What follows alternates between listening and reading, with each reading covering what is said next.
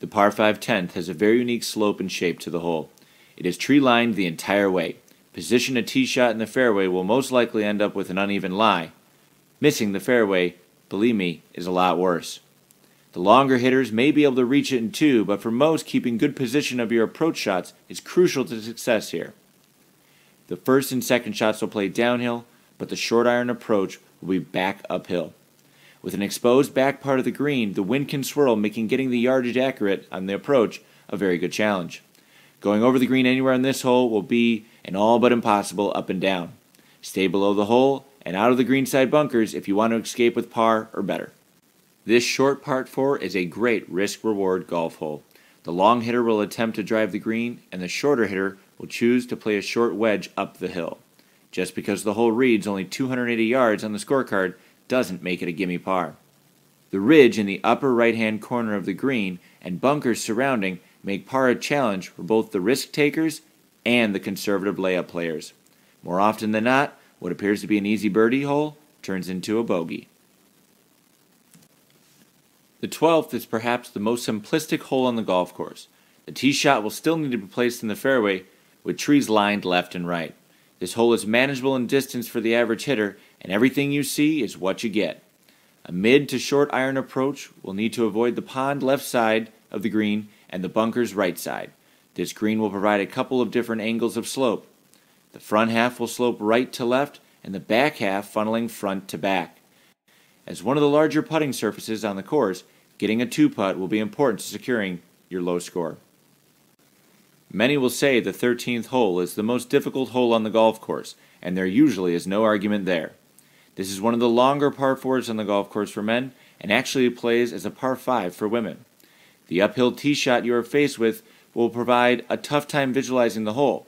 All you see is bunker left and tree lined with out of bounds up the whole right side. If you are able to get a good tee shot here, you are still faced with the long approach to a small well-bunkered green. This green has a fair amount of slope in the front of it. It'll be all carry to hit this green and hold it. Green slope here comes from right side and back to front. Par here feels like a birdie. The 14th hole is all set up by the tee shot.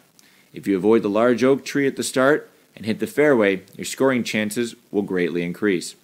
Find the trees left or the bunkers right, and you will have to battle your way back. For most, this will play as a 3-shot par 5. Be sure to favor the left side of the fairway for a better short iron approach to this elevated green.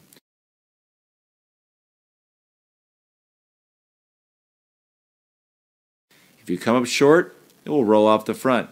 Miss long? Well, it will most likely roll back off the front on the way back, so don't go too long. This green will be tricky and fast depending on where the hole location is. The scenic look of the 15th hole is spectacular from the tee box. This is the highest point on the golf course. Tee shot will be all downhill to a flat landing area guarded by bunkers right and left. There's a pond left side that is reachable for anyone hitting the ball 250 yards off the tee. You will most likely be faced with a long to mid-iron approach to a 3-tiered green. This hole isn't called 3-putt corner for no reason. No matter where the hole location on the green is, make sure you are below the hole. The par 3 16th is our signature hole.